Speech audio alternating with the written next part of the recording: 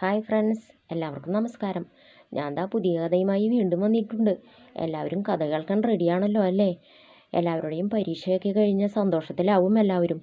അപ്പോൾ കുറച്ച് ദിവസം മുടക്ക് കിട്ടണമല്ലോ വെച്ചാലും എല്ലാവരും നല്ല പുസ്തകങ്ങളൊക്കെ വായിക്കാൻ ഉള്ള സമയം ശ്രമിക്കണം കേട്ടോ. നല്ല കുട്ടികളായിരിക്കുക, വീട്ടിലെ അച്ഛനും അമ്മയും ഒക്കെ പറയണത് അനുസരിക്കുക, പുറത്തേക്കൊന്നും അധികം കളിക്കാനൊന്നും പോകണ്ട കേട്ടോ.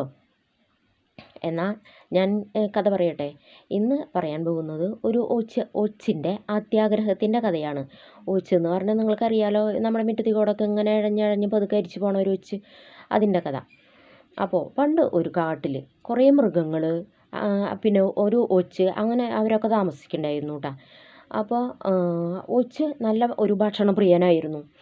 അപ്പോൾ ആ കാട്ടിലെ രാജാവായ സിംഹം ഒരു ദിവസം ആ കാട്ടിലൊരു മത്സരം നടത്താൻ തീരുമാനിച്ചു.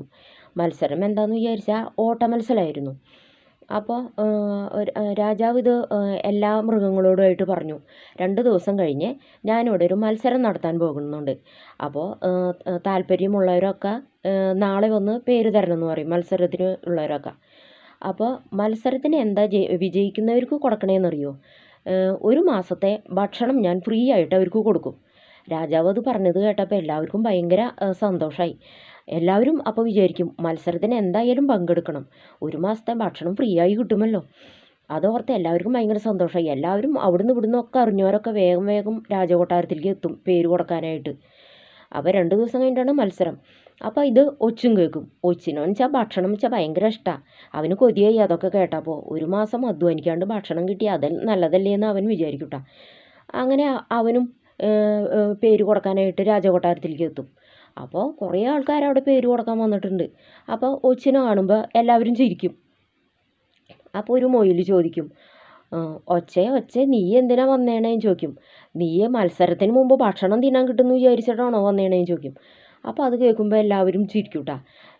ഇവൻ വന്നേണതും ഇവനോട് ഈ ചോദ്യങ്ങളൊക്കെ കേൾക്കുമ്പോൾ എല്ലാവരും ചിരിക്കും. അപ്പോൾ കുറുക്കൻ ചോദിക്കും, നിൻ്റെ ഈ പുറത്തെ കൂട് വെച്ചിട്ട് നിനക്ക് ഓടാനൊന്നും പറ്റില്ല എൻ്റെ ഒച്ചേ, നീ എന്തിനാ വെറുതെ മറ്റുള്ളവരുടെ മുമ്പിൽ നാണം കെടാനായി വന്നേണേന്ന് ചോദിക്കും. അപ്പോൾ ഒച്ചിന് വിഷമവും. ഒച്ച് വേഗം അവിടുന്ന് പോവും. എന്നാലും മത്സരത്തിൽ നിന്ന് അവൻ പിന്മാറാൻ തീരുമാനിച്ചിട്ടില്ല കേട്ടോ. എന്താ വെച്ചാൽ അവൻ തീറ്റപ്രിയനാണല്ലോ. അവൻ മത്സരത്തിന് എന്തായാലും പോകാൻ തന്നെ തീരുമാനിച്ചു. അപ്പോൾ അതിന് വേണ്ടിയിട്ട് അവൻ എന്താ ചെയ്യാമെന്നറിയോ? എന്തെങ്കിലും ഒരു വഴി കണ്ടെത്തണം എന്ന് വിചാരിച്ചിട്ട് അവൻ ആ കാട്ടിലഞ്ഞുള്ള ഒരു കാവിൽ ചെന്നിരുന്ന് പ്രാർത്ഥിക്കും വനദേവതേനെ. കാവെന്ന് പറഞ്ഞാൽ ഒരു അമ്പലം, കാട്ടിലൊക്കെ ഒരു അമ്പലം.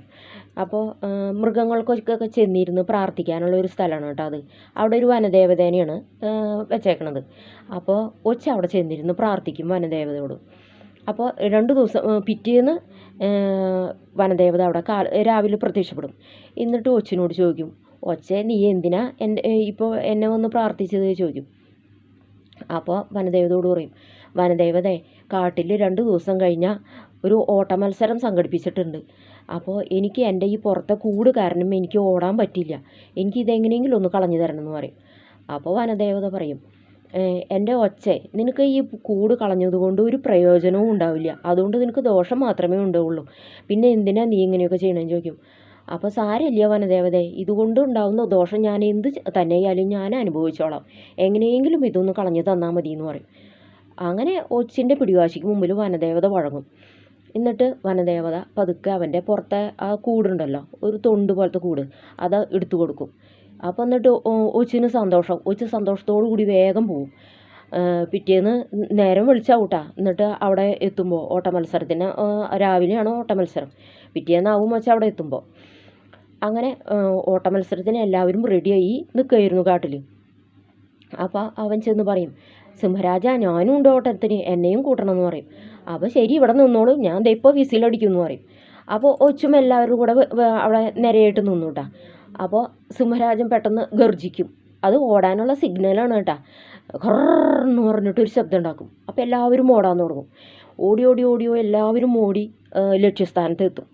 ഒച്ച് മാത്രം പകുതി വഴിക്ക് എത്തിയുള്ളൂ. അപ്പോൾ ഒച്ചിനെ എല്ലാവരും കളിയാക്കും. അപ്പോൾ ഒച്ച് അവിടുന്ന് തിരിച്ചു പോരും.